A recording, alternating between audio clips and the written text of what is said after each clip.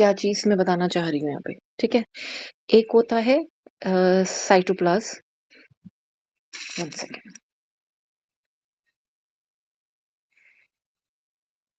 एक होता है साइटोप्लाज्म, ठीक है। एक होता है प्रोटोप्लाज्म। एक होता है साइटोजोल। सिर्फ समझ लो, ज्यादा मत करना इसके मैम अंदर। सिर्फ समझ लो, मैम याद कुछ नहीं करना इसके अंदर। हाँ मैम जी, देयर इज बोलो। समथिंग। हाँ जी। हाँ, मुझे समझ नहीं आया, आई एम सॉरी, प्लीज बोले। मैम सम हाँ, बैकग्राउंड नॉइस इज देयर और ओनली फॉर मी? अभी ठीक है। हाँ Okay, maybe it's just because of the laptop. The second is the cytosol. One second again. The last one is the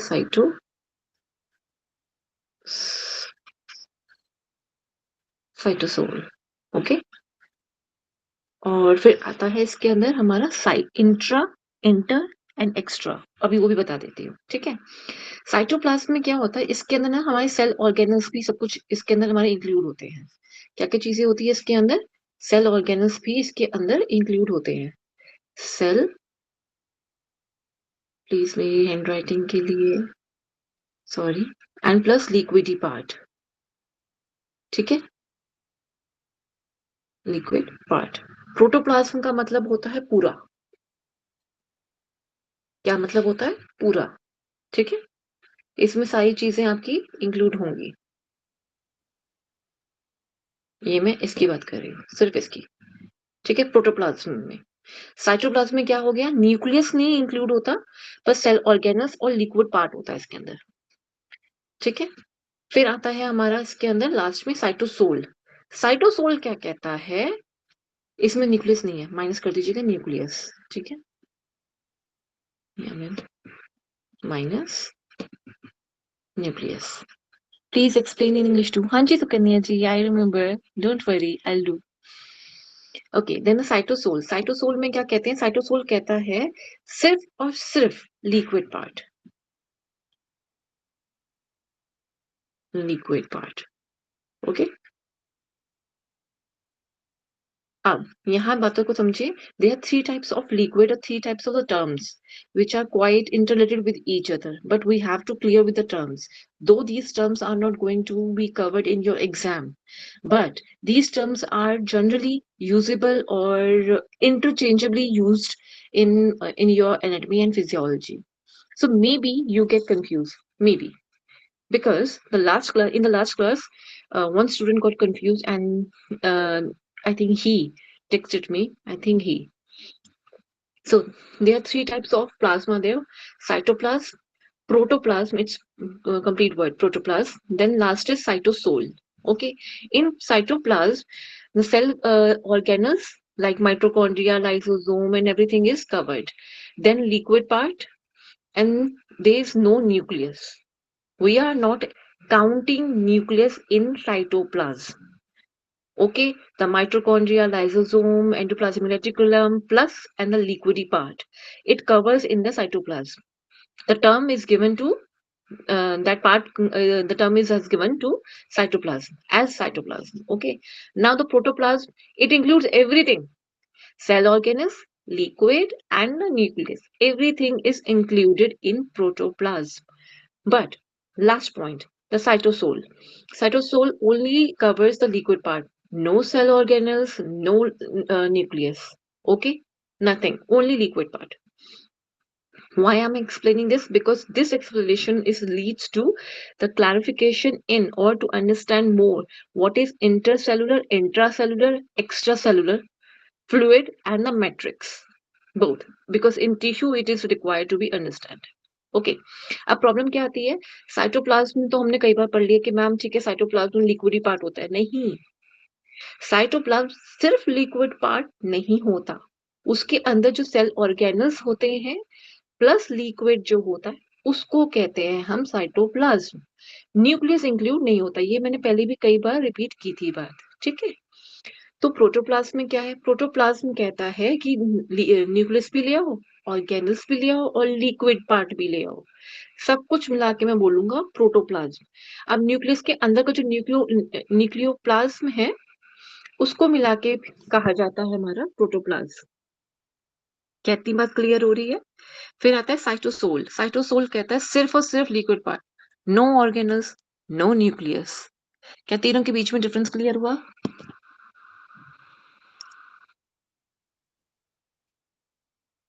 क्या Yes, आप ma'am. सभी को ओके डन? अब In बात आती है protoplasm, all are included, ma'am. Cell organelles, जी जी liquidity, and yes nucleus. Yes. Yes Yes. complete. Okay. That's why I see P, proto means pura. Uh, P to pura. Okay. Now the next word is your intercellular. Inter, intra, and the last is extra. Mistaking here, I wrote something else. 1 second. Mm, allow me 1 second. No.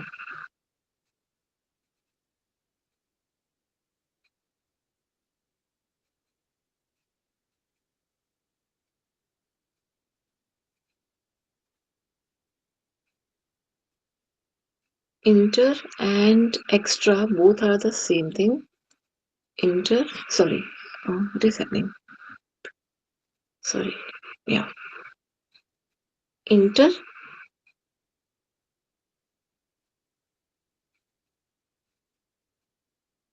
inter and extra both are same. Okay. Inter and extra cellular fluid are the same. Intra is the only one which is different. Okay. Intra means cytoplasm, or it may refer with the cytosol, I would say, not cytoplasm. It is referred with or main generally is linked with the cytosol. Okay. Which part? Cytosol. Okay. Cytosol and fluid, intracellular fluid is equals to cytosol. It is referring only to the liquid part. Intracellular fluid जो है वो सिर्फ cytosol को refer कर रहा है, ये उसका दूसरा पार्ट, दूसरा नाम कह सकते हैं आप, है ठीक है, सेल के अंदर का सिर्फ लिक्विड वाला पदार्थ, ठीक है। फिर दूसरी बात आती है इंटर और एक्स्ट्रा के बीच में। एक्स्ट्रा, ये दोनों सेम कैसे होते हैं, इसको भी इंटरचेंजेबली नाम यूज करते हैं। इंटर का मतलब हो गया एक सेल से दूसरे सेल के बीच का जो फ्लूइड है, जो लिक्विडी पार्ट है, उसको हम इंटरसेलुलर फ्लूइड भी बोलते हैं। दो सेल के बीच में इंटरनेशनल फ्लाइट्स मैंने आपको याद कराया था।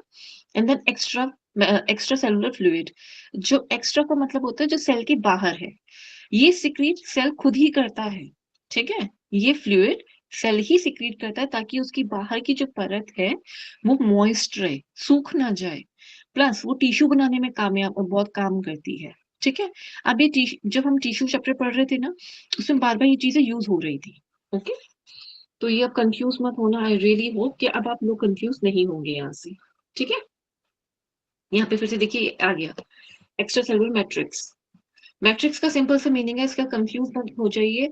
मैट्रिक्स का मतलब होता है जो टिश्यूज में हम यूज करते हैं कि बहुत सारे सेल्स के साथ एक फ्लूइड को या फ्लूइड से उसको जोड़ा जा रहा है या उसके अंदर फ्लूइड पाया जाता है, उसको हम एक्स्ट्रा सेलुलर फ्लूइड कहते हैं। बस that is the only thing. Okay, I really hope इतनी नीड नहीं थी इतना कुछ जानने की, पर आपको ये टर्म तंग कर रही है, आप नहीं क्लियर हो पा रहे हैं, तो मैंने क्लियर कर दिया आज, ठीक है। Rest is not that important, exam में नहीं आएगा, ठीक है। चलिए आज हम करते हैं कनेक्टिव टिश्यू को पूरा खत्म करना है हमने आज। ओके, कनेक्टिव टिश्यू से हमने बात को बहुत अच्छे से समझ लिया है कि संयोजी, संयोजी से मतलब क्या होता है, किसी भी दो चीजों को जोड़ने वाला। अब ये दो चीजें हमने बात करी थी, किसी भी प्रकार से उसको जोड़ने का काम कर सकता है, कोई भी दो चीजें हो सकती है, bone to bone, muscle to bone. Okay, इन सब चीजों को जोड़ने के लिए, और ब्लड जो है एक स्पेशलाइज्ड टिश्यू है, उसको जोड़ने के लिए, आंखें अपनी जगह पे बनी रहें, और उसके आसपास के जो एरिया है, आंख के पास का जो एरिया बहुत सॉफ्ट है, उस आंख के पास जो भी सॉफ्ट सॉफ्ट एरिया, यहाँ पे एक बैग्स बने, बहुत ज्यादा बैग्स नहीं बोलेंगे हम, कि वो थोड़ा सॉफ्ट रहे, सपल रहे, चीक्स हमारे सपल रहे, स्किन हमारी सपल रहे। अब सपल क्या होता है? सपल से मीन्स थोड़ा सा इसके अंदर ना एक चर्बी सी रहे।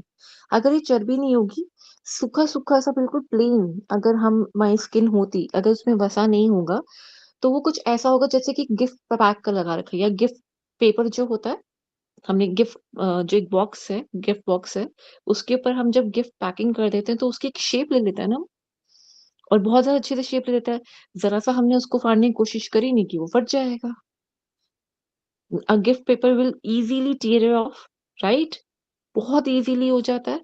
The skin is not like this. Skin क्या इतनी जल्दी टूट जाती है, फट जाती है? नहीं ना, इतनी इजीली नहीं होता। तो उसको एक थोड़ा थिकनेस प्रदान करने के लिए एडिपोज टिश्यूज की हमें जरूरत होती है। तो ऐसे डिफरेंट डिफरेंट फंक्शंस है हमारी बॉडी में, डिफरेंट डिफरेंट टिश्यूज के लेकर। सबसे ज्यादा पाया जाने वाला कनेक्टिव टिश्यू है हमारी बॉडी में। एपिथेलियल टिश्यू के बाद सबसे ज्यादा कौन सा पाया जाता है? हमारा कनेक्टिव टिश्यू। चलिए इसको आज एक बार, सॉरी यहाँ से आ गया जी। Yeah. It connects, separates and support all other types of tissues in the body. Bind करता है body को, support करता है, protection provide करता है. Protection which I have already told you, like अगर skin हमारी मोटी नहीं होगी, if there is a lack of adipose tissue in our skin or around the eyeballs, then these tissues or these areas or these organs will destroy as soon as possible. Okay, तो इनको protection provide कराता है, एक shock absorbing का काम भी करता है ये, ठीक है। तो इजी रहता है कि हाँ, और दूसरा कनेक्ट करने का मैंने जैसा अभी बताया, टेंडन और लिगामेंट्स का सेपरेट भी करता है। सेपरेट करने का मतलब ये बताया था ना आपको कि एक चीज से दूसरी चीज के बीच में भिन्नता बताने का तरीका, ये काम करता है, ये कार्य करता है। अब इतने सारे एग्जाम्पल्स हमने इसके किए भी थे उस टाइम पे भी, जिसमें से था एरियोलर, एडिपोस, डेंस, ब्लड और हीमोपोएटिक, कार्टिलेज, बोन्स, लिम्फोइड, ठीक है। इनको अब हम एक एक करके पढ़ने जा रहे थे। एरियोलर, जैसे मैंने आपको बताया था कि हमारी जो लंग्स है, वो हर जगह पे एरियोलर टिश्यू हमारा पाया जाता है। कहाँ कहाँ पे? मेजरली हमारी लंग्स में पाया जाता है। कौन सा टिश्यू? एरियोलर। एरियोलर में क्या होता है बेसिकली, कि ये ना एक बड़ा, बहुत ही सॉफ्ट फ्रेजाइल सा होता है, ये जल्दी टूटने वाला होता है और लूज, बड़ा ही जैसे एक आप ये ऐसा समझ सकते हैं कि किसी चीज को बहुत इजीली तोड़ने का तरीका कैसे होता है। अगर हम कनेक्टिव टिश्यू को थोड़ा सा समझें, कनेक्टिव टिश्यू में किसी चीज को या तो बहुत जल्दी तोड़ा जा सकता है, या नहीं तोड़ा जा सकता, या फिर वो इतना स्पेशलाइज्ड है कि वहां तक उस तक इतनी इजीली हम उसको वैसे हम नहीं तोड़ सकते। उसके फंक्शन थोड़े और हार्डर लेवल पे होते हैं। तो उसको दो लेवल मोटा मोटा समझिएगा, एक होता है सॉफ्ट, एक होता है हार्ड, ठीक है। अब जो हार्ड है ना, हार्ड में भी इजीली टूटने वाला और कम इजीली टूटने वाला। इसको हम थोड़ा सा मैं डायग्राम से समझाऊं तो बेटर रहेगा आपके लिए।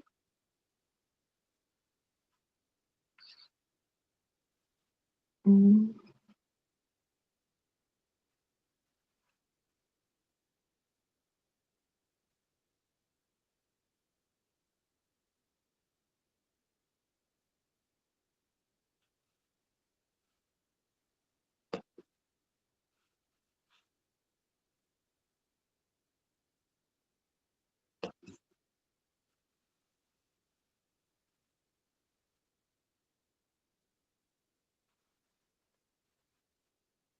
ओके,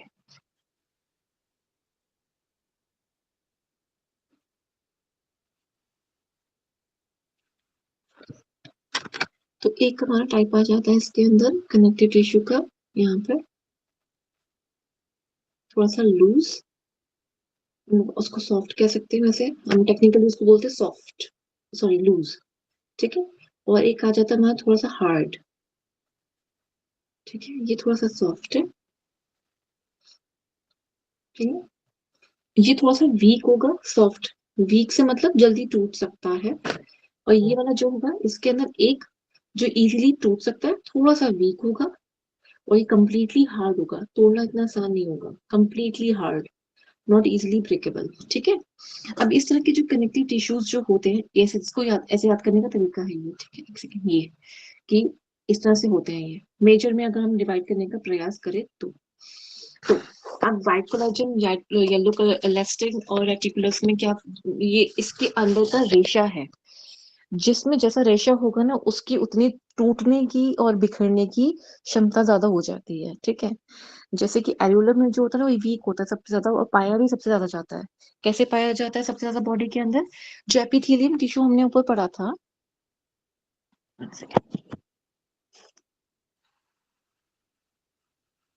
जो हमने एपिथेलियल टिश्यूज पढ़े थे ऊपर, ये वाले आप ये देख सकते हैं, ये तो ज्यादा हो जाएगा, इसमें समझ नहीं आएगा। ये आप ऐसे समझ सकते हैं, यहाँ पे जैसे एपिथेलियल टिश्यू है, ये वाला पूरा एरिया जिसमें ये वाला एरिया बना हुआ है, ठीक है, ये एपिथेलियल बना हुआ है, ठीक है। और जो नीचे का ये बेसमेंट मेम्ब्रेन की तरह है ना, यहाँ एरियोलर टिश्यू पाया जाता है। तो जहां जहां एपिथेलियल टिश्यू है वहां तो एरियोलर हो गई होगा, और एपिथेलियल टिश्यू तो हमारी बॉडी में हर जगह पे है। और उसके नीचे एक जो उसकी बेस में है, वहां पे हमें कनेक्टिव टिश्यू पाया जा रहा है, कौन सा? एरियोलर। ये क्या काम करेगा? ये इसको ब्लड सप्लाई करवाएगा, उसके अंदर मॉइस्चर बनाए रखेगा, ठीक है। ब्लड सप्लाई का असली काम कौन करता है? एरियोलर करता है इन टिश्यूज के अंदर, ठीक है। और प्लस ये वहां पे एक्ट करेगा कैसे? मतलब पूरी बॉडी में तो पाया गया है, ब्लड सप्लाई दे रहा है उनको, स्किन के नीचे भी ऐसे ही मिलेगा, ठीक है। सब क्यूटेनियस लेयर भी बोलते हैं इसको, ठीक है। इससे क्या होता है कि ये एक तरह से कुछ टिश्यूज कह सकते हैं, कुछ सेल्स ऐसे हैं हमारी बॉडी के जिसके अंदर ये उनकी पैकेजिंग का काम करेगा।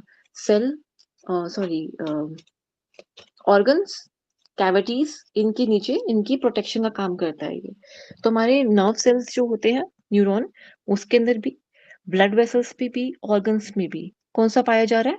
हमारा एरियोलर टिश्यू पाया जाता है, ठीक है। ये इसलिए एल्यूलर टिश्यू काफी ज्यादा मात्रा में, सबसे ज्यादा मात्रा में ये वाला कनेक्टिव टिश्यू पाया जाता है पूरी बॉडी में। रीजन मैंने आपको बता दिया क्यों, ठीक है। सिर्फ रीजन इसलिए बताया कि आप याद रख सको, एग्जाम में आएगा नहीं? नहीं आएगा, सिर्फ समझने के लिए, ठीक है। मैम कोलाजन जो, हाँ जी, जोड़े रखता है इसलिए ये पूरी बॉडी में मिलता है। कौन सा? मैम आपने क्या रीजन बताया है कि ये क्यों, मतलब ये। एपिथेलियल टिश्यू जो होता है ना, उसका बेस जो होता है नीचे, हाँ बेसमेंट मेम्ब्रेन याद है आपको? हाँ जी, हाँ जी। हाँ जी, उस जगह पे ही होता है, ताकि जो ब्लड सप्लाई है उस दूसरे वाले टिश्यू के ऊपर, जो उसके ऊपर टिश्यू बैठा हुआ है एरियोलर के ऊपर, जो दूसरा टिश्यू है वो कौन सा? एपिथेलियल, उसको ब्लड सप्लाई मिल सके। और सेम ऐसे ही लंग्स में आप देखोगे ब्लड सप्लाई मिलती कैसे है, एक्सचेंज कैसे होता है, इतना पतला सा होता है ये, पारदर्शी होता है। मैंने बताया ना वीक होता है, सबसे ज्यादा वीक ही होता है। क्यों वीक होता है? क्योंकि ये ना बहुत, आप ये समझिए कि बड़ी सी प्लेट ले ली, थाली ली आपने, उस थाली में आपने पानी डाल दिया, ठीक है। और उस पानी के अंदर आपने कुछ बहुत ही कम, 3 4 या 10 के आसपास ना आपने फ्लैक्स सीड्स डाल दी है, अलसी। क्या आप उस अलसी को देख सकते हो आराम से? हाँ जी। क्या आप उसको काउंट कर सकते हो? हाँ जी। वो इतने इजीली मुझे दिख जाएंगे, वो इतनी दूर दूर बैठे हुए होंगे, इसलिए इसको लूजली कनेक्टेड टिश्यू भी कहा जाता है। मैं इसलिए ज्यादा नहीं बता रही थी, पर लेकिन मीनिंग में अगर समझना चाहो तो आपको ज्यादा अच्छे से समझ आएगा। तो जहां जहां एक्सचेंज की जरूरत होती है वहां ये एरियोलर हमारे लिए यूजफुल होता है। इसलिए बॉडी में जहां जहां एक्सचेंज करवाना है, मोस्ट ऑफ द टिश्यूज के पास ये मिलेगा, उनकी अंडरलाइन में आपको ये टिश्यू पाया जाएगा। ब्रेन में भी आएगा, भी बहुत सारी जगहों पे मिलेगा, आपको पढ़ने को मिलेगा। आप में से आई थिंक सबने होमवर्क नहीं किया है शायद, इसलिए शायद ये चीज अभी भी कंफ्यूजन में कहीं ना कहीं है। मैम होमवर्क वही है ना, एग्जांपल्स ऑफ वेरियस टिश्यूज। जी जी, हाँ लिखा है। निकाला है ना, वेरी नाइस। तो ये आपने अभी आज मुझे आप सब प्रेजेंट करेंगे soon after the class. I want everyone photograph और स्क्रीनशॉट, और not the screenshot, the scan copy of your notes जिसमें आपने अपना होमवर्क करा हुआ होगा, soon after the class, okay. चलिए अभी चलते हैं, बहुत देर हो जाएगी। देन कोलेजन क्या होता है? कोलेजन हार्ड होता है। इलास्टिन क्या होता है? इलास्टिक का मतलब इलास्टिक, जो थोड़ा खिंच सके, ठीक है, वो वाले फाइबर्स हो जाते हैं। Reticular is just like mixture of the two, okay, थोड़ा सा वो होता है, सॉफ्ट टाइप में कह सकते हो, और मिक्स में आप कह सकते हो, वैसा होता है ये। पर कोलेजन जहाँ जहाँ फाइबर होगा ना, वो थोड़ा हार्ड हार्ड होगा वो एरिया, या वो जो कुछ भी वो बना रहा होगा वो काफी हार्ड होगा, ठीक है, उसको तोड़ना इतना इजीली नहीं होगा। आपने कई बार देखा होगा मसल्स की या कुछ जगहों पे हम कहते हैं कि इसकी ना डायरेक्शन ऐसी ही रखनी चाहिए, स्ट्रेट। अगर इस तरह से खींचने का प्रयास करा तो ये टूट जाएगा। कई बार आपने सुना होगा इसकी डायरेक्शन ऐसी है, अगर किसी ने सुना है, योग में भी कई बार कहते हैं इस चीज को, ऐसा यूज करते हैं कि इसकी जो डायरेक्शन है उसमें आप देखिए वैसा अगर हम करेंगे, अगर मसाज करेंगे या वैसे भी, तो ये नहीं टूटेगा। लेकिन इसके अपोजिट डायरेक्शन में अगर करेंगे तो ये टूटने के इसके चांसेस ज्यादा हो जाते हैं। वो किसके केस में होता है? इन्हीं केस में होता है। ठीक है, कोलेजन थोड़ा हार्ड होता है, इलास्टिक जल्दी खिंच जाता है। अभी कहाँ पाया जाता है, एक बार थोड़ा सा यहाँ देख लेते हैं इसको। सॉरी,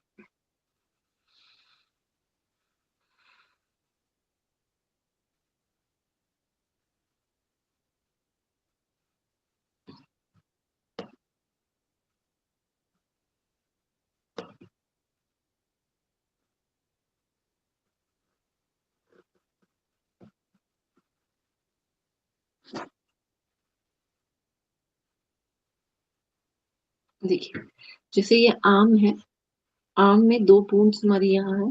ठीक है, ये आर्म है, कौन सी बोन्स है इस बारे में भी हम बात नहीं करेंगे। ठीक है, ये एल्बो वाला एरिया है। ठीक है, अब यहाँ पे इस तरफ कि ये हम अपनी एल्बो को ठीक से फोल्ड कर सके, ये स्ट्रेचेबल ना हो। ठीक है, ज्यादा खींचने पे ज्यादा हम इसको अपनी एल्बो को जैसे हम फोल्ड करें तो ये फोल्ड हो जाए। ठीक है, इजीली फोल्ड हो जाए, स्ट्रेच शो ना करे, इलास्टिसिटी शो ना करे।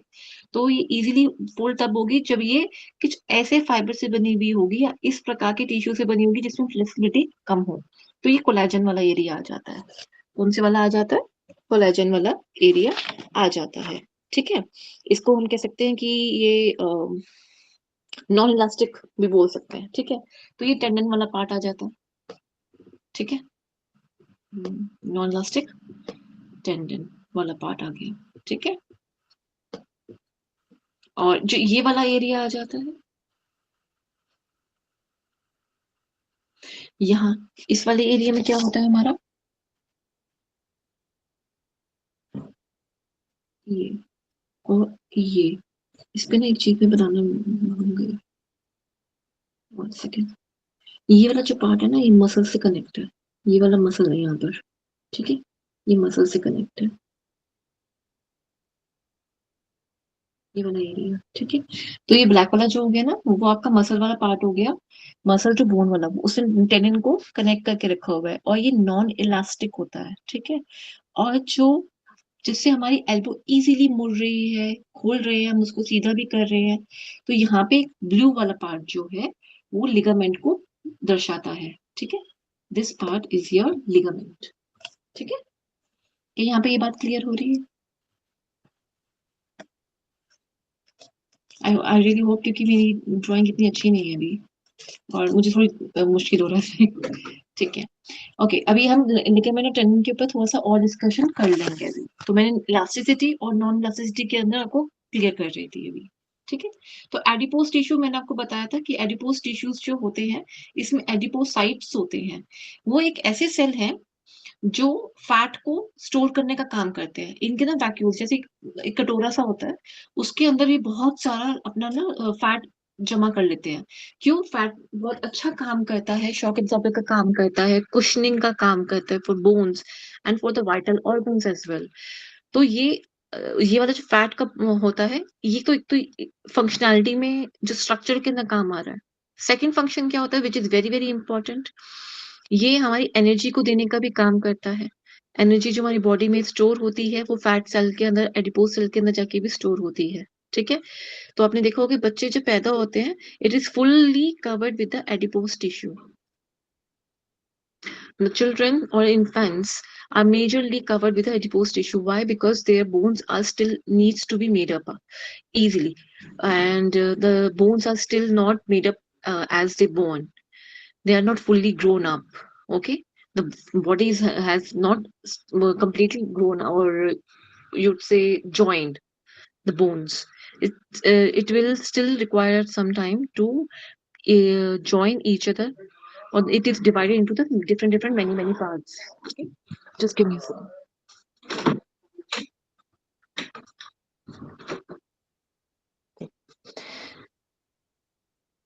And that's why the adipose tissue is required, so that it will provide a cushion to this to an infant. Okay, so that the bones will easily and gradually will join together.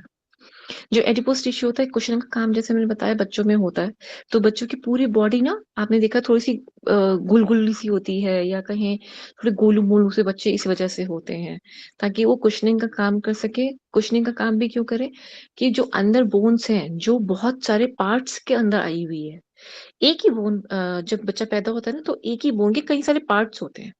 जैसे जैसे बच्चा बड़ा होता जाता है, वो bones धीरे धीरे जुड़ती जाती है, लेकिन उसके आसपास वो कवर या वो एक लेयर प्रॉपर्ली बनी रहे, कि वो बोन्स जो आपस में इधर उधर हिल ना जाए, उनको परेशानी ना हो।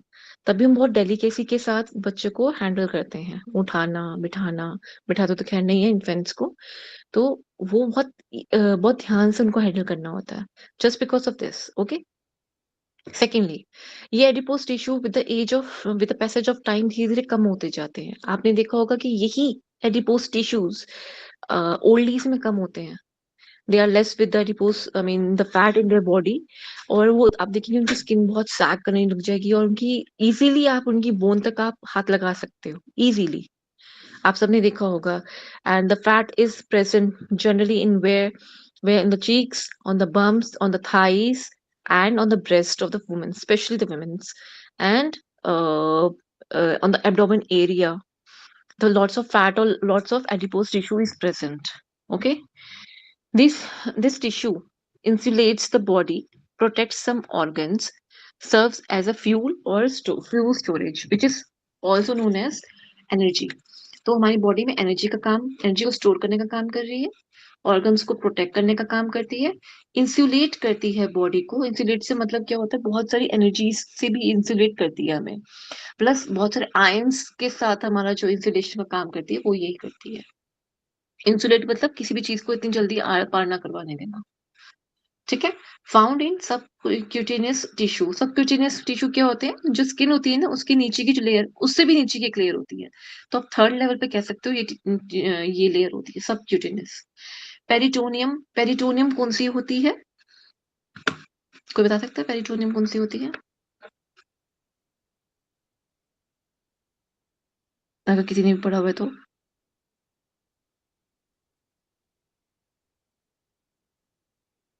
ओके चलो कोई नहीं, ठीक है। तो पेरिटोनियम बेसिकली आपका एब्डोमेन का एरिया कहलाता है, ठीक है, पेरिटोनियम। और देन येलो बोन मैरो, हमारा जो बोन होता है उसके आसपास भी ये पाया जाता है, सॉरी उसके अंदर ही पाया जाता है येलो बोन जो होता है। बोन के अंदर ना रेड और येलो दो तरीके के मैरो होते हैं। कौन से? रेड और येलो कलर के दो बोन मैरो होते हैं। उनमें से जो येलो वाला होता है वो हमारा एडिपोज टिश्यू से बना हुआ होता है। Memory gland which is also known as in a different way breast, in females those glands are covered with this adipose tissues. Okay, आपको सिर्फ इसके अंदर क्या याद करना होगा, इसके अंदर आपको सिर्फ ये याद करना है कि ये टिश्यू एग्जैक्टली क्या है, किस सेल से बना हुआ है। एडिपोज टिश्यू बना है एडिपोसाइट से, प्लस इसके फंक्शंस क्या है, बस। इससे ज्यादा नहीं कुछ पूछा जाता है इसके अंदर, ठीक है Ma'am, जी। what is yellow bone marrow? Yellow bone marrow. You will going to learn in the musculoskeletal system, when I will give you a deep in explanation of how bones are actually composed of, and how we get red blood cells, white blood cells from the bones. Mm. Okay, जो blood बनता है body में, वो हमारा red bone marrow और yellow bone marrow जो दो होते हैं, उनसे हमारे बॉडी में ब्लड बनता है और वाइट ब्लड सेल्स बनते हैं। तो ब्लड कहाँ बनता है, कहाँ से बन के आता है, बोन में से।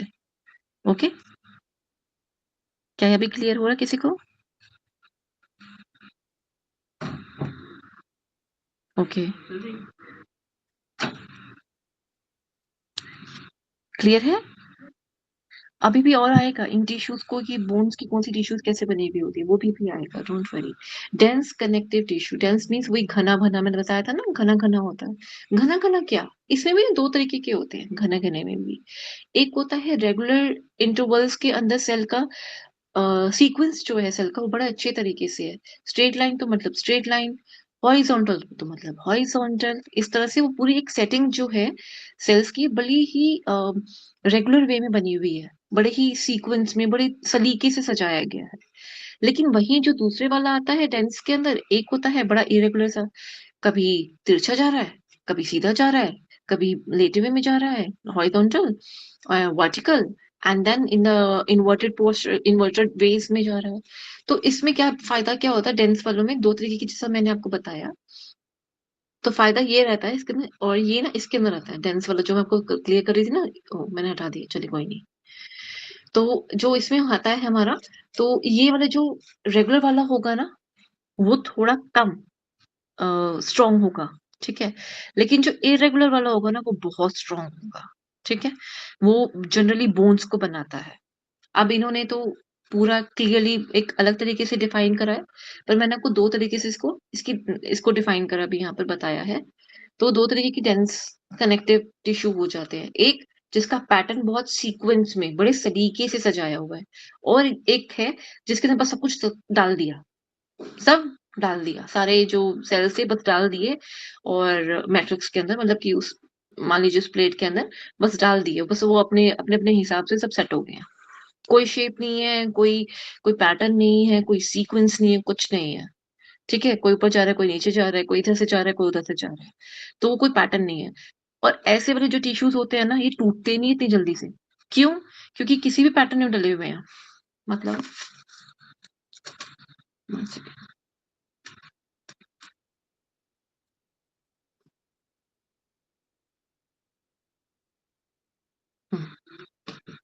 जैसे कि ना यहाँ पे ये पैटर्न बना होगा, एक ऐसे जा रहा है टिश्यू, और एक ऐसे जा रहा है, एक ऐसे जा रहा है, एक ऐसे जा रहा है, कोई ऐसे जा रहा है।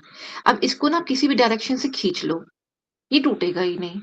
और कोई अगर एक सीक्वेंशियल वे में सेट है ऐसे, ठीक है, कोई सीक्वेंस बना हुआ है इसके अंदर, ठीक है, चाहे वो ये हो चाहे ये हो, प्रॉपर सीक्वेंस के अंदर है।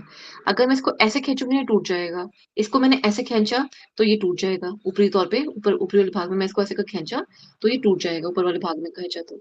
लेकिन इसको मैंने किसी भी डायरेक्शन में खींच लूं, इधर से इधर से इधर से, कहीं से भी इसको मैं खींच लूं, ये नहीं टूटेगा। ये डेंस वाले का फायदा है, ठीक है, ये डेंस वाले का फायदा है। तो ये जो फायदे वाला है वो कहाँ कहाँ पाया जाता है? ये पाया जाता है बोन्स के अंदर, ये बोन्स को बनाता है, बेसिकली बोन्स को बनाने का कार्य करता है। फिर आता है हमारा उसको बनाने का, हार्ट के आसपास की जो कवरिंग होती है उसको बनाने का काम करता है।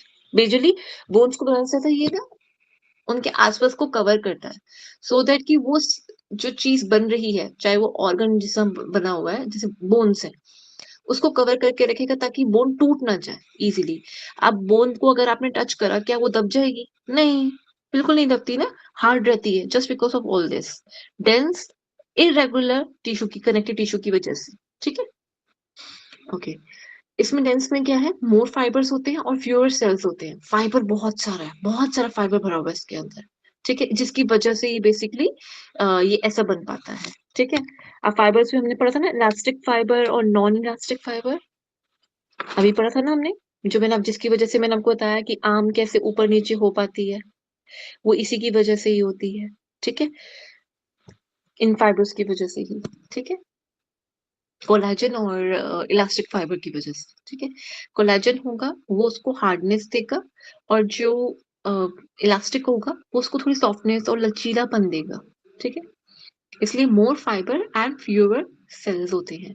मेजरली टू टाइप्स हैं, white fibrous tissue or made up of white shiny fibers. Fibers are thin, individual fiber do not branch, but bundles freely branch. Made up of collagen protein. जो white fibrous tissues है उनमें majorly collagen पाया जाता है. They are quite freely distributed in the body. Oh, sorry, in that tissue, and it is not easily broken. That collagen one. And where is the opposite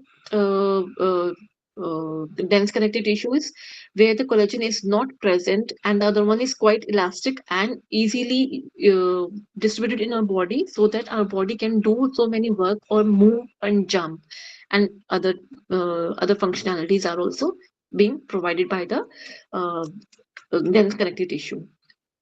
The function is protection against the stretch and the pressure.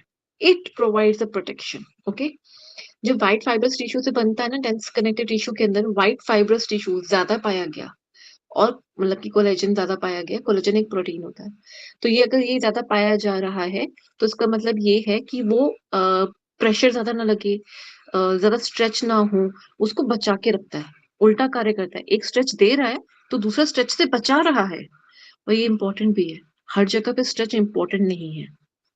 Okay, हर जगह पे stretch important नहीं है और बहुत ज्यादा stretch भी important नहीं है। ये हमारी बॉडी की जो स्ट्रक्चर है, जो फ्रेमवर्क है, जो ढांचा है, उसको खराब कर देगा वरना। तो ढांचे को अपनी जगह पे बनाए रखने के लिए भी तो कुछ स्ट्रॉन्ग हमें एलिमेंट्स चाहिए, दैट इज कोलेजन, और ये प्रोवाइड ये कौन बना रहा है? Dense connective tissue. आप ऐसा कुछ समझ सकते हैं कि अगर आपने एक हैंडबैग लिया, कोई पर्स है, एक लेडी के पास पर्स है, अगर आप लेते हैं, वहीं टोट बैग लें और दूसरे वाला पर्स लें, उस पर्स की ना रिम यानी कि जो आउटर कवरिंग है उसमें ना एक मोटी सी वायर होती है जो उसकी शेप को बनाए रखती है। वही एक टोट बैग होगा जिसमें कोई रिम नहीं होगा, उसकी कोई शेप नहीं होगी, जो जिसमें बस ऐसा था ना, सामान सिर्फ डाल दिया आपने, और जैसे सब्जी वाला थैला जो होता है, उस सब्जी वाले थैले में कोई रिम नहीं होता, मतलब कोई ऐसे कोई फ्रेमवर्क नहीं बना होता, उसका कोई शेप नहीं बनी होती, वो किसी भी शेप में कटा हुआ हो, वो that's a different thing, but उसकी कोई ऐसी शेप, उसने फिक्स शेप नहीं दी होती। वहीं अगर हम क्लच की बात करें या हैंडबैग की बात करें, उनमें एक शेप होती है, अगर वो टूट जाए तो बैग वहां से जल्दी फटना भी शुरू हो जाता है, जल्दी खराब भी हो जाता है। ठीक है, तो वो उसकी शेप अगर कहीं से भी टूटेगा तो उसकी शेप खराब होनी शुरू हो जाएगी। तो एग्जैक्टली लाइक अ कोलेजन, तो वो कोलेजन है वहां पर, उसको शेप प्रदान करने वाला। येलो इलास्टिन टिश्यू जो होता है, made up of yellow fibres, fibres are thick, individual fiber branch freely and join to form network made up of elastin protein. ठीक है, ये extensibility and elasticity, these are tendons and the ligaments. In the yellow elastin tissues, what exactly the real component is? Yellow fibers. These fibers make up as a these fibers in collectively are quite very thick as compared to the collagen, but they are not that like hard.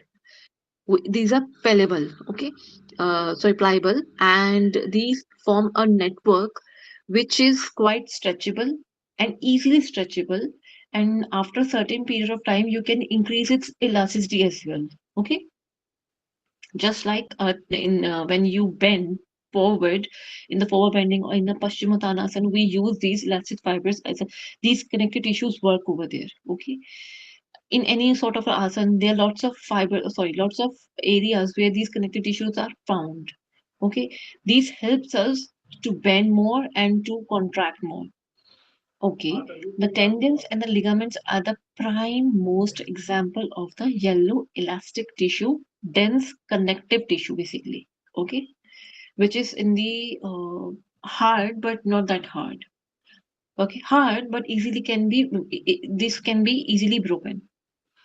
अब जो हमारा yellow elastic tissue है, ये elastin protein से बना है। ठीक है, ये एक्सटेंसिबिलिटी यानी कि खींचना और प्रसार करना, जब हम पश्चिमोत्तान करते हैं या चक्र आसन करते हैं, इस तरह के जो हम आसन कर रहे हैं उनमें ये हमारा बहुत बहुत हमें हेल्प करता है। जब आप जानुशीर्ष आसन करते हैं या पादहस्त आसन करते हैं, उन आसनों में हम कई बार फील करते हैं कि टेंडन में एक स्ट्रेच आता है। कई बार आपने सुना होगा कि एक हनुमान आसन, जब हनुमान आसन की प्रैक्टिस चल रही होती है तब ये टेंडन और लिगामेंट बहुत परेशान करते हैं, कईयों की इनिशियल स्टेज पे तो काफी करते हैं। पादहस्तासन करते हैं तब भी, पश्चिमोत्तान करते हैं तब भी, तो उसमें ना आपका पेट इतना प्रॉब्लम नहीं करेगा जितना थाई में और आपकी काफ मसल्स में दर्द होती है, जो खिंचाव पड़ रहा है। एक मसल्स का खिंचाव एक अलग चीज होती है, टेंडन और लिगामेंट का खिंचाव एक अलग चीज होती है, वो दर्द असहनीय हो जाता है।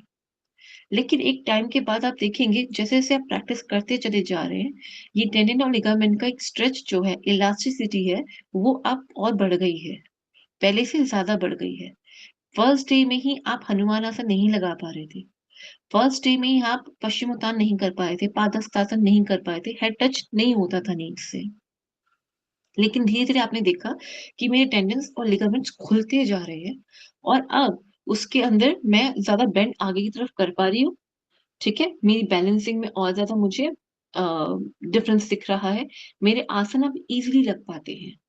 फॉरवर्ड बेंडिंग में और बैकवर्ड बेंडिंग में ये होता है कि आपकी स्टेबिलिटी बन जाती है कि आप खड़े और ज़्यादा देर रह पाते हो, जैसे कि चक्रासन में होता है।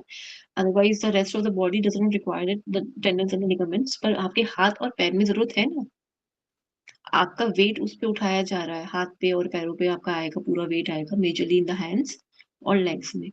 तो वहाँ हमारी बॉडी को ज़रूरत पड़ती है कि हमें स्ट्रेंथ बनाए रखने के लिए, ठीक है? तो टेंडन क्या करता है? टेंडन को हमेशा आप याद रखेंगे MTB से। किसे याद रखेंगे? MTB, मसल टू बोन या मसल टेंडन बोन, आप ऐसे याद कर सकते हो। लिगामेंट के लिए आप याद रखोगे BLB, बोन, लिगामेंट, बोन, ठीक है? बोन टू बोन जॉइन करने वाला कौन सा पदार्थ या कौन सा हमें टिश्यू चाहिए? लिगामेंट चाहिए, जो कि किससे बना है? डेंस कनेक्टिव टिश्यू से, ठीक है? कौन? बोन टू बोन वाला डेंस कनेक्टिव टिश्यू से ये हमारा बना हुआ है। For tendon, जी, ma'am, हाँ for जी, ligaments, BLB, जी, and for tendon, MBT, sorry M, MTB, MTB. हाँ जी, M is Ah, muscles ah, to bone, okay, okay. Ah, thank you. Ma'am tendon भी तो इस डेंस कनेक्टिव टिश्यू से ही बना है। both are from the dense connective tissue, and both are made up of regular dense connective tissue where the formation is in the sequence. I'm sorry, आप हिंदी वाले थे। तो ये डेंस कनेक्टिव टिश्यू में कैसे है? रेगुलर पैटर्न पे। Regular pattern से मतलब क्या है? या तो सीधी धारियां बनी होंगी, या तो लंबी धार में, या जैसे H लिखते हैं, S वाली धार में लिखी हुई होगी, या लेटी हुई धारियां होंगी। जो भी धारियां होंगी वो एक पैटर्न को फॉलो कर रही होगी, वो टेंडन और लिगामेंट के अंदर आता है, रेगुलर पैटर्न को फॉलो करने वाला। लेकिन टेंडन बना होता है कोलेजन से, लिगामेंट बना होता है इलास्टिक फाइबर से, which is the yellow elastic fibre. क्या ये यहाँ पर इतना बड़ा मेजर पॉइंट क्लियर हो रहा है आप दोनों को और आप सबको? ये इंपॉर्टेंट है, एग्जाम में आता है। Yes ma'am. Tendon and ligament के ऊपर क्वेश्चंस बहुत बार आते हैं, और इन जनरल भी जब आप आसनों के बारे में पढ़ेंगे, जब प्रैक्टिकल वाला लास्ट यूनिट है वो पढ़ेंगे, तो आपको और ज्यादा इसके अंदर क्लैरिटी और ज्यादा बढ़ती चली जाएगी, ठीक है? इरेगुलर वाला मैंने बताया था, वो जनरली कवर का काम करता है, ठीक है? किसी भी चीज को किसी चीज से बचाने के लिए, मतलब ऑर्गन्स को बाहरी तौर से बचाने के लिए, ठीक है?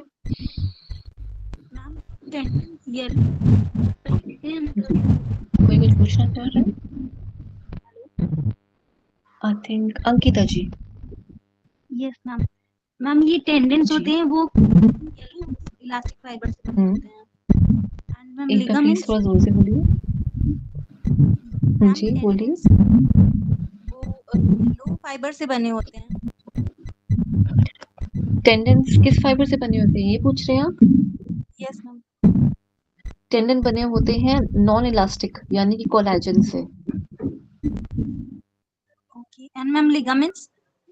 लिगामेंट्स बने होते हैं इलास्टिक फाइबर से।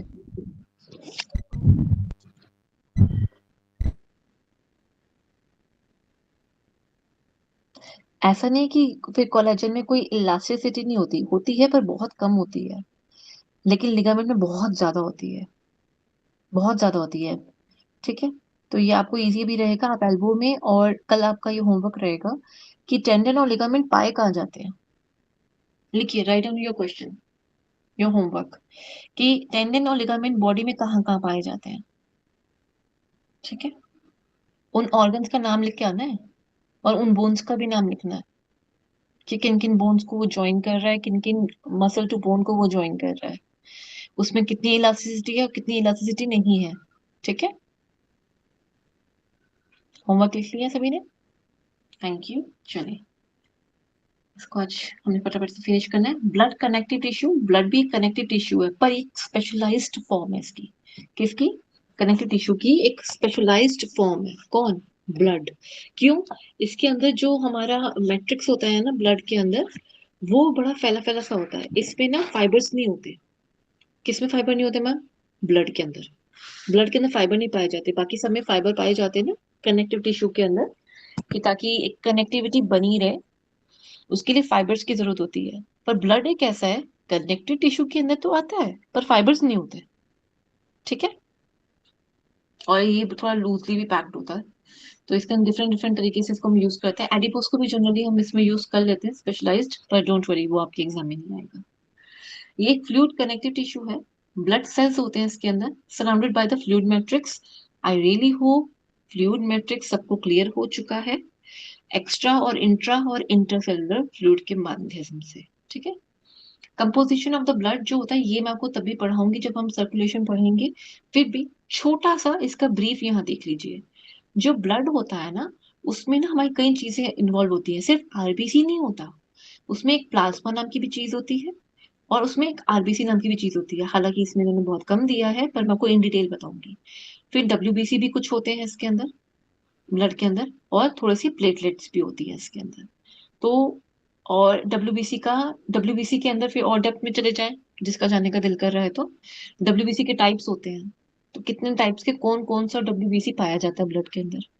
प्लेटलेट्स होते हैं, उनका भी इतना एक रेशियो है, वो कितने रेशियो में पाए जाते हैं। आरबीसी कितनी रेशियो में पाया जाता है। तो फिलहाल तो यहाँ as a brief, RBC, WBC and platelets, इन तीनों को मिला के 45% बनता है हमारा ब्लड। 45% है अभी। तो 55% क्या है फिर हमारी बॉडी में? प्लाज्मा। लिक्विड पार्ट जो है वो हमारा मेजरली क्या है? प्लाज्मा। ठीक है, 55% ऑफ द वॉल्यूम। इसी एक्चुअली ये एक तरह ये भी प्लाज्मा क्यों है, ये अगेन ये ना उसी की तरह काम करता है, इंटरसेलुलर फ्लूइड की तरह काम करता है प्लाज्मा, ताकि ये चीजें आपस में कनेक्ट रहे। ये मैट्रिक्स बनाने का काम कर रहा है। मैट्रिक्स से मतलब क्या है? अम, जैसे ऑयल रखा आपने, सरसों का तेल डाला एक परात में या एक थाली में, ठीक है। अब आपने उसके अंदर कुछ यही फ्लैक्स सीड्स डाल दिए, कुछ पंपकिन सीड्स डाल दिए, मतलब अलसी, और कुछ तरबूज के बीज डाल दीजिए। ये कुछ सीड्स डाल दिए अब आपने उसके अंदर। आप जब उसमें से कुछ भी निकालना चाहोगे तो इजीली निकलेगा नहीं, थोड़ा सा ऑयल के साथ रहेगा, उनमें से कुछ भी इजीली निकलेगा नहीं। और अगर इनकी आपस में अच्छे से कनेक्टिविटी बनी हुई है, मतलब एक कार्य दूसरे तरफ दूसरे कार्य को दे पा रहा है, एक सेल ने काम करा और दूसरे तक को पहुंचा पा रहा है, और मिलके आपस में साथ ही हाथ मिलाने वाला काम कर पा रहे हैं, तो वो एक अच्छा मैट्रिक्स बन जाता है। तो ब्लड में ना ये मैट्रिक्स बड़ा अच्छा है। तो ये मैट्रिक्स कौन बना रहा है? जो वो ऑयल है, जो सरसों का तेल है, वो कौन है? प्लाज्मा है। ऐसे ही हर टिश्यू में अपना अपना एक सरसों का तेल होता है, जिसके अंदर बाकी सारे सेल्स पड़े हुए होते हैं, यानी कि जो भी आप डालना चाहते हो उसके अंदर, कोई पदार्थ आप डालना चाहते हो, ठीक है। तो किसी में कम है, किसी में ज्यादा है। एपिथेलियम में तो था ही नहीं, नाम के बराबर होता है। एपिथेलियम टिश्यू जो था, हमने लास्ट क्लास में जो पढ़ा था, उसमें बहुत कम होता है। कनेक्टिव टिश्यू में ये बहुत ज्यादा होता है, ताकि ये आपस में जुड़े रहे और इन सब में अपनी कनेक्टिविटी बनी रहे।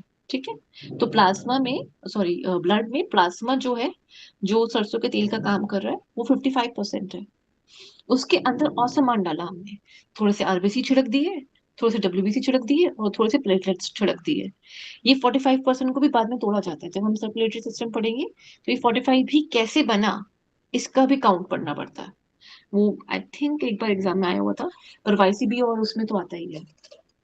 उसमें क्वेश्चन पूछ लिया जाता है, वाईसीबी वगैरह के जो एग्जाम होते हैं उनमें पूछ लिया जाता है। योग थेरेपिस्ट का जो कोई कर रहे हैं उनके अंदर ये क्वेश्चन पूछे जाते हैं हायर लेवल पे। ठीक है, circulates constantly around the body. इसने पूरी बॉडी पे ना कॉन्स्टेंटली विदाउट एनी ब्रेक घूमते रहना है। तो इसको ये इसकी जो वो क्या नाम है, इसका जो मैट्रिक्स है वो प्रॉपरली बना रहे, उसकी कंसिस्टेंसी बनी रहे, इट्स वेरी इंपॉर्टेंट। ठीक है, तभी हमें पानी की जरूरत पड़ती है, बार बार प्यास लगती है। और भी रीजन है, सिर्फ एक ये रीजन नहीं है, और भी रीजन है पानी प्यास लगने के। ठीक है, पर हमारी बॉडी में ब्लड जो है थोड़ा लिक्विड ही होना चाहिए। थिक हो जाएगा ना तो क्या होता है, वो जगह जगह पे रुकना शुरू हो जाएगा, and that could be the reason of lots of problems. In our body. Varicose veins, उसमें क्या वॉल्स खराब हो जाती हैं, body thickness, sorry blood thickness की वजह से हार्ट के पास ब्लड प्रॉपर्ली टाइमली नहीं पहुंचता। ठीक है, ओके। तो ब्लड का मेन कार्य क्या है? ब्लड का सबसे बड़ा रोल जो है वो ट्रांसपोर्टेशन है। ये सर्कुलेशन में फिर से आप ये पूरा पॉइंट दोबारा पढ़ोगे, ट्रांसपोर्टेशन क्या होती है, किस चीज की ट्रांसपोर्टेशन कर रहे हैं, वो सारा कुछ पढ़ेंगे हम। ठीक है, लेकिन फिलहाल यहाँ ब्रीफ में बता देती हूँ, ट्रांसपोर्टेशन ऑफ ऑक्सीजन मेजरली। ठीक है, आरबीसी के पास एक हीमोग्लोबिन नाम की एक पदार्थ होता है, वो ऑक्सीजन ले जाने का काम करता है, वो अभी नहीं समझेंगे क्या है, सर्कुलेशन में समझेंगे। ठीक, रेगुलेट करता है बॉडी का पीएच, यानी कि एसिडिक तो नहीं हो रहा, अल्कलाइन तो नहीं हो रहा, पूरा मैनेज करने का कार्य करता है। ठीक है, फिर white blood cells destroy microbes, इसके अंदर कुछ व्हाइट ब्लड सेल्स होते हैं, वो क्या कार्य करते हैं, आसपास कोई भी फॉरेन बॉडी आ गई है उसको खा जाओ, मार दो इसे, इसके पास बैक्टीरिया आ गया, पैथोजेंस आ गए हैं, मार दो इसे। तो ये काम कौन कर रहा है? व्हाइट ब्लड सेल्स काम करते हैं। क्लॉटिंग का फैक्टर, विटामिन के वगैरह, ये कैसे क्लॉटिंग होती है, ये अगेन किसमें पढ़ेंगे? सर्कुलेटरी सिस्टम में पढ़ेंगे। ठीक है, so in the blood connective tissue, it's a very specialized connective tissue, and it is composed of majorly two parts. I'm dividing into two parts, just like a cytoplasm. Here the cytoplasm is the plasma. This is the plasma which act as a cytoplasm over here. And then what are the cell organelles? If I give an example, then cell organelles are RBC, WBC, and the platelets. These are the cell organelles, just like mitochondria and others in the cell. So I'm just giving you a comparison to understand. But the exactly the role are the same? No. Roles are different. Okay, I'm just giving you an example or the reference how to understand how the blood has the composition of the blood. Okay, the cytoplasm or the plasma is contains nearly contains 55% of the blood, and the rest of the 45% is made up of RBC, WBC, and the platelets. Okay, this blood is constantly moving in all around the body, head to toe. It is moving continuously without any break. So it requires more and more things and the more and more energy as well. Okay, what does it doing? I mean, head to toe, the blood is flowing in our body. What is the real functions of this blood? Why the blood is flowing in our body or circulating in our body? It is transported we never say flow. Again, there's also change it, we have to use word circulate. Why circulation? Again, I will give you the best example when we're going to learn or study circulatory system. Okay, it the blood transport what? Oxygen and the other nutritive things like ions and other things, but majorly we talk about the oxygen, because there is no other thing in our body which transport oxygen from one place to another. Oxygen को transport करने वाला पूरी शरीर में कोई और पदार्थ नहीं है, सिर्फ ब्लड है। ठीक है, it regulates the pH of the body so that our body won't go to the alkaline totally or acidic totally. It just balances the pH level.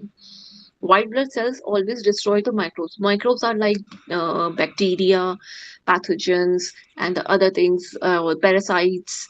It just what it does. The white blood cells are majorly the major component of the white blood cells are the lysosome. It engulfs the pathogens and the parasites easily, and it won't allow our body to get affected by it. Okay, then clotting factor. Clotting factor means what? When any injury or any cuts are there on our body after the injury, then the blood flows out from our body, out of the body, and we have to heal that cut or that injury as soon as possible. That healing process or the blood would stop as soon as possible. That stopping of the blood out of the body is clotting factor. Clotting को exactly हम क्या समझेंगे? किसी चीज को रोकना। किसको? Blood को रोकना। कहाँ से? बॉडी से बाहर जाने से। क्यों रोकना? अगर बॉडी से ब्लड ज्यादा बाहर चला गया तो ये एक लॉस है। क्यों लॉस है? क्योंकि बॉडी में जो ब्लड ले जा रहा है, एक न्यूट्रिशंस लेके जा रहा है, ऑक्सीजन ले जाने का जो काम कर रहा है, वो कम होना शुरू हो जाएगा। ब्लड कम हो गया तो ऑक्सीजन ले जाने की प्रक्रिया में एक बहुत बड़ा डिफरेंस आ जाएगा। इसलिए बॉडी धीरे धीरे ये तो ब्लैक पर्पल में कन्वर्ट हो, purple basically purple blue show करती है। इसके और भी इन डेप्थ बहुत सारे रीजंस और भी हैं, पर क्लॉटिंग बहुत मेजर रीजन है जो हमारी बॉडी में होना चाहिए। अगर ये क्लॉटिंग टाइमली नहीं होगी तो इसकी वजह से बॉडी में से ब्लड बहुत ज्यादा बाहर निकल जाएगा, which is a major risk. Okay, ये एक फैटल रिस्क है, मतलब जानलेवा रिस्क है, ठीक है। इसलिए कहते हैं ना कि फटाफट से चोट लगी या कोई भी कोई इंजरी हुई है तो फटाफट से वहां पे उसको हम कोशिश करते हैं कि वो जल्दी से भर जाए, जल्दी से उसका खून रुक जाए। उस पे हम या तो कपड़ा रख देते हैं, अगर हमारे पास फर्स्ट एड है तो हम फर्स्ट एड फटाफट से यूज करते हैं। विल ट्राई टू कि हमारा फटाफट से क्लॉटिंग फैक्टर एक्ट करे, और ये अपने आप काम करता है। पर इसके लिए भी कुछ चीजें चाहिए होती हैं, अगेन हम पढ़ेंगे सर्कुलेटरी सिस्टम के अंदर, ठीक है। Now, cartilage connective tissue. Cartilage is like our nose, our ear, जो हमारा कान बना है, और हमारी नाक बनी हुई कार्टिलेज से बनी हुई है। Okay, these are the major examples which you can see easily. The cartilage is just like a bony structure which is less harder than the bone. Exactly same, components are the same, but the only difference is it is quite easily foldable or manageable, where the bones are not. Bones are quite hard, cartilage are not that hard, though it is hard but not that hard. Okay, you can easily move your nose, you can easily move your ear, the pinna means जहाँ पे हम earring पहनते हैं कान के, और पूरा वाला part जो आता है ना, पूरा गोल पार्ट जो बना होता है कान का, उसको पिन्ना कहते हैं। और नाक आ गई हमारी पूरी, ठीक है, आगे का जो पार्ट आता है ना, हमारी नाक की हड्डी टूट गई बोलते हैं हम, वो कार्टिलेज टूट गया, आप ऐसे बोल सकते हैं। क्योंकि जब आप कंकाल देखेंगे, कंकाल में नाक नहीं बनी होती, नाक की जगह पे एक छेद बने होते हैं, उसके ऊपर फिर ये कार्टिलेज की क्लियर बननी शुरू होती है। Ma'am can we continue tomorrow please? Okay Lavi Jain ji, सिर्फ ये वाला कंप्लीट करा दो। Yes, ma'am. ठीक है, ये स्टार्ट किया हुआ है तो I just complete it. I didn't notice the time, I am really sorry. आज क्लास देर से स्टार्ट हुई थी ना, इसलिए 6 बजे ही ऑलमोस्ट बज गए थे 6। Okay, cartilage connective tissue, firmer than the connective tissue, functions protection, reduce friction between the joints, holds bones together। क्या काम कर रहा है ये? एक तो फर्म करता है किसी भी थोड़ा सा ना थोड़ा सा हार्ड है, जैसे बाकी के कनेक्टिव टिश्यू होते हैं ना उनसे थोड़ा सा हार्ड है ये, ठीक है। और ये काम क्या करता है, हार्डनेस की वजह से ना ये काम कर पाता है प्रोटेक्शन का। जैसे खिड़की दरवाजे होते हैं ना हमारे, पर दरवाजे नहीं कह सकते आप, खिड़की, ये खिड़की पे लगी हुई जंगला जो होता है लोहे का या इस तरह का कुछ, या एक क्या कहते हैं उसको, नेट डोर जो होते हैं, उन पे जो एक लोहे का नेट, जैसे लोहे की नेट बनी होती है ना, जिससे मच्छर भी नहीं अंदर आते, तो दो जाली।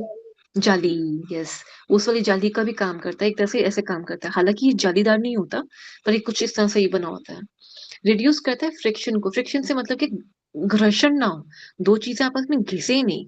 अगर आपस में रगड़ेंगी ना तो उनके बीच में घर्षण इतना ज्यादा पैदा होगा कि वो उनका चूरा चूरा चूरा धीरे बनने शुरू हो जाएगा। जैसे कि अगर हम कोई दो ऐसी चीजों को आपस में रगड़े जिससे उसका पाउडर फॉर्म धीरे धीरे टूट, या पाउडर फॉर्म में धीरे धीरे टूटना शुरू हो जाए, या वो धीरे धीरे टूट जाएंगी, ये नुकसान है हमारे लिए, ठीक है, ये हमारे लिए नुकसान है।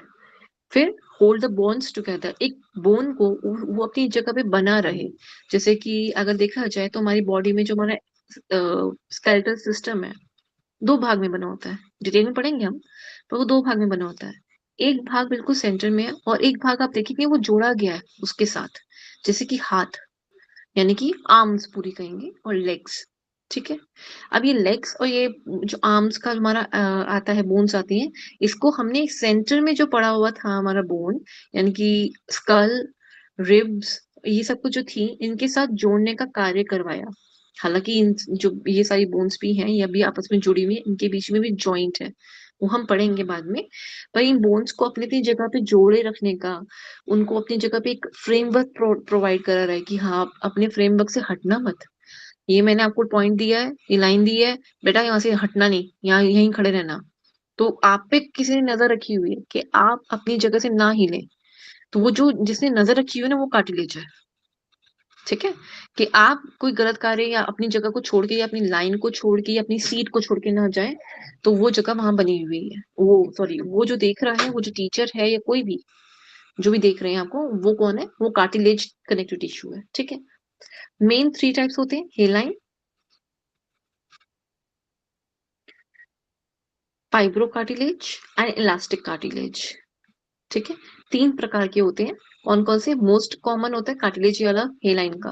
हेलाइन फ्रैक्चर हो गया, बहुत बार सुना है, उसको लोग कुछ हेयर लाइन बोलते हैं। हेयरलाइन नाम का कुछ नहीं होता, हेयरलाइन होता है, ठीक है। Composed of collagen fibre, hard होता है कोलेजन, मैंने बताया था, टूटता नहीं इतनी आसानी से। रबरी मैट्रिक्स होता है और located on the ends of articulating bones. Articulating bones means जो मूवमेंट में आती है ना, जिनके बीच में घर्षण हो रहा होता है, वो वाली बोन्स में generally. Provide support and smooth surface for movement at joints, जैसे जैसे एल्बो बनती है हमारी, वो वाला एरिया हो गया, ठीक है। फॉर्मिंग द कोस्टल कार्टिलेज, ये हमारी रिब्स के अंदर पाई जाती है। Intercostal and coastal bones, cartilage sorry, not bones, intercostal muscles आपने सुना होगा, कोस्टल मसल सुना होगा, और कार्टिलेज, ठीक है। ये पाया जाता है which attach the ribs to the sternum. जो सेंटर वाला पार्ट है ना, खंजर की तरह बना होता है। दिल पे किसी ने खंजर नहीं खोया, ठीक है, घोपा सॉरी, किसी ने ऐसा कुछ नहीं किया, लेकिन कुदरत ने ना उसके आगे खंजर जैसा ही बनाया हुआ है एक स्ट्रक्चर, उसको हम स्टर्नम बोलते हैं। वो ये है, ये देख पा रहे हैं आप, ये वाला स्ट्रक्चर जिसको मैंने अभी मार्क करा, एक मिनट दिखाती हूँ, ये दिखेगा नहीं इतनी आसानी से वरना, ये वाला पार्ट है दिख रहा है मैम, दिख रहा है। जी। जिनको पता उनको तो पता ही है, लेकिन जिनको नहीं पता उनके लिए थोड़ा सा मुश्किल है, ठीक है।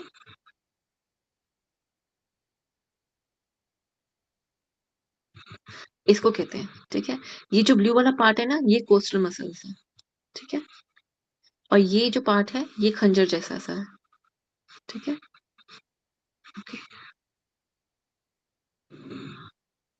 अब वो अजीब अजीब से गानों में आता है ना, तो वो सॉन्ग्स के लिरिक्स जो हैं वो अजीब अजीब से होते हैं, भूल जाएं सब। देखिए कुदरत ने आपके लिए क्या क्या बना के रखा है, कैसे बचा के रखा है हर चीज से। ये हार्ट को प्रोटेक्ट करने के काम आती है वाली बोन में से। सॉरी थोड़ा कम तो हो गया जी, ठीक है। थोड़ा सा रबरी मैट्रिक्स होता है इसका, थोड़ा सा रबड़ी, रबड़ी से मीन्स लाइक थोड़ा सा ना फ्लेक्सिबल होगा, not exactly too much but थोड़ा सा फ्लेक्सिबल होगा, ठीक है। That is your hair line. Five इसका अगेन, इसके भी अपने एग्जांपल लेके आने हैं कि सिर्फ यहाँ पाया जाता है ना, ना ना, ये और भी जगह पाया जाता है, रिब्स के अलावा और भी जगह पे पाया जाता है। आप निकाल के लेकर आएंगे कहाँ कहाँ, ठीक है। लिख लीजिएगा होमवर्क। ये वाला जो होमवर्क आज का है ना, इसको छोड़ के बाकी सबकी फोटोग्राफ भेजनी है आपने मुझे। फाइब्रो कार्टिलेज क्या होता है? हाईली कंप्रेसिबल, मीन्स आप इसको दबा सकते हैं, आपने हाथ लगाया देन थोड़ा सा इसमें गड्ढा टाइप हो जाएगा। Strongest type of cartilage, flexible, slightly flexible tissue. Matrix is semi-rigid and filled with the white fibers, forms cushion-like disc between the vertebra. अब ये क्या कहना चाह रहा है? These are lots of disc are present between the one vertebra to second vertebra, जिसे हम slip disc के नाम से आप सबने बहुत बार कॉमनली सुना होगा। दैट स्लिप डिस्क का मतलब क्या था कि ना एक के ऊपर एक स्टैक करके रखे हुए थे कुछ लड्डू, लड्डू समझ लीजिए आप, कुछ ऐसा। Just give me a moment.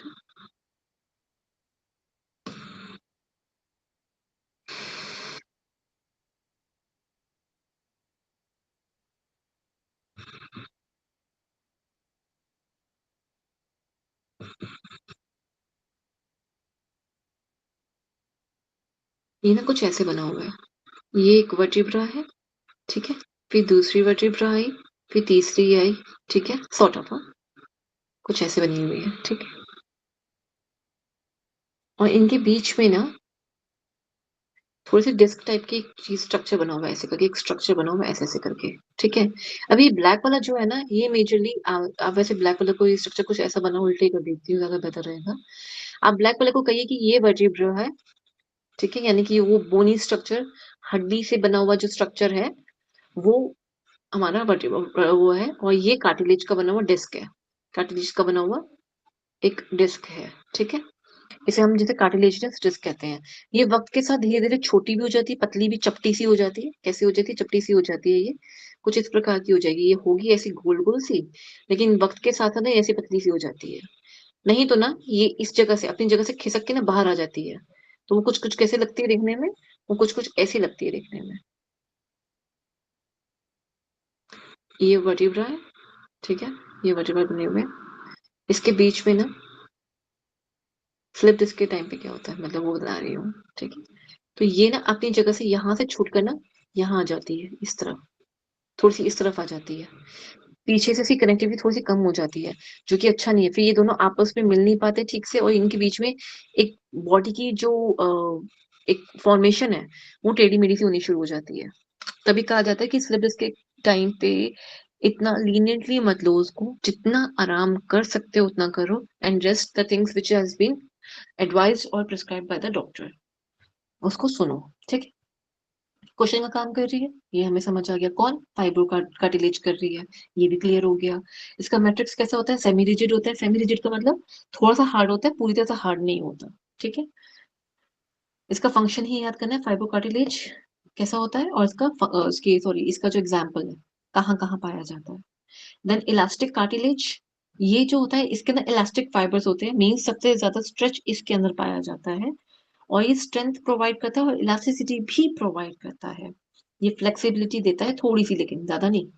जैसे कि हम चक्रासन करते हैं या आगे की तरफ बेंड होने की कोशिश करते हैं, तो हमारी जो रीढ़ की हड्डी है या हमारी जो हमारी बैक है, वो हमें ज्यादा अलाउ भी नहीं करती कि हम पूरा का पूरा झुक जाए। ठीक है, हम उसे उतना ही झुक सकते हैं जितना ये हमें कार्टिलेज अलाउ करते हैं।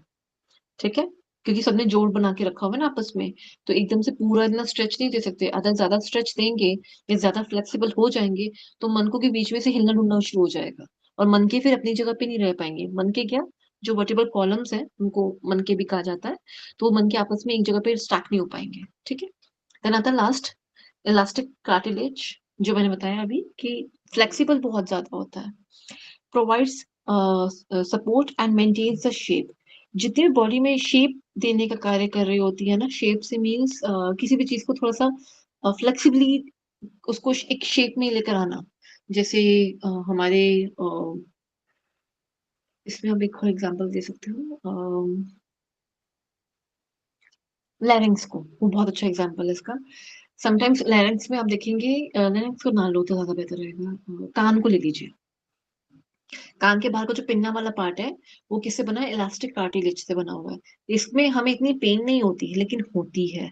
जितना आप कान का बाहरी भाग से लेकर अंदर वाले भाग में आओगे ना, वहां पेन बढ़ता जाएगा। धीरे धीरे कार्टिलेज का स्ट्रक्चर भी धीरे धीरे चेंज होता जाता है। आप इस तरफ इस वाले भाग में देखेंगे, आप जब पियर्सिंग करवाएंगे इतनी पेन नहीं होगी, लेकिन जितना अंदर की तरफ जाते जाएंगे उतना पेन स्टार्ट होता जाएगा, और you might feel more little bit more pen. ठीक है, इलास्टिक कार्टिलेज तो जरूर है कि आप उसको फोल्ड कर सकते हो, खींच सकते हो कान को, जो कि टीचर्स ने बहुत किया भी है बचपन में, या माता पिता ने बहुत किया है, तो इन्होंने बहुत फायदा उठाया इस इलास्टिक कार्टिलेज का हमारे। तो और जो लैरिंग्स है वो क्या काम करता है, वो इजीली हम अपना खाना नीचे लेके जा सके, और ये एडजस्ट कर लेता है खाना जब नीचे लेके जा रहे होते हैं। एपिग्लोटिस, इसके अंदर जो फ्लैप होता है, एपिग्लोटिस क्या होता है? ग्लोटिस नाम की एक चीज होती है, एपी मतलब उसके ऊपर एक ढक्कन लगा होता है, तो वो बंद होगा खुलेगा, वो वाला कार्य करवाता है। कब, कैसे, क्या, कौन बंद हो रहा है, ये हम डाइजेस्टिव सिस्टम के अंदर पढ़ेंगे, अदरवाइज डिले हो जाएगा ज्यादा। ब्लड वेसल्स की वॉल्स स्ट्रेच कर लेना, सिकुड़ जाना, दोनों कार्य होते हैं। ठीक है, अगर ज्यादा कंस्ट्रक्ट होंगी, पतली होंगी, तो ब्लड जो जाएगा ना उसकी स्पीड बड़ी तेज होगी, उसका प्रेशर बहुत तेज होगा। एग्जैक्टली लाइक जब हम प्लांट्स को पानी दे रहे होते हैं, उसके आगे अगर मैं थंब लगा लूं तो उसका होल छोटा हो गया ना, अब पानी बहुत प्रेशर से बाहर आएगा। इसलिए ब्लड वेसल्स की जो वॉल है वो इलास्टिक कार्टिलेज की बनी होती है। ये सिकुड़ भी जाती है एक वक्त के बाद, लेकिन इनका थोड़ा खुला रहना ही ज्यादा हमारे लिए अच्छा है। इससे हमारा जो बीपी है वो हमारे थोड़े कंट्रोल में रहता है, मीन्स बहुत प्रेशर से हाई बीपी नहीं जाता। ठीक है, वो किसकी वजह से हो रहा है? इलास्टिक फाइबर्स की, सॉरी इलास्टिक कार्टिलेज की वजह से होता है। ठीक है, इसमें ना एक सोब्रेटाल करके एक मेडिसिन आती है, कई बार शायद कई घरों में शायद पता भी है उसके बारे में। उसको टंग पे रखते हैं जब किसी को हार्ट अटैक की प्रॉब्लम लग रही होती है, तो वो डायलेट कर जाती है फटाफट से, वो यही सब कुछ डायलेट करवा रही होती है। ठीक है, आई थिंक आज के लिए हम इतना कर लेते हैं, बाकी बोन का हम कल कंटिन्यू करेंगे। मुझे पता है कोई नहीं बोलेगा, पर फिर भी क्या किसी को आज की सेशन में कोई प्रॉब्लम, कोई प्रश्न? मैम कल रिवाइज करके तब बोले। पता था मुझे तभी मैंने कहा कोई नहीं बोलेगा आज, क्योंकि बहुत देर हो चुकी है।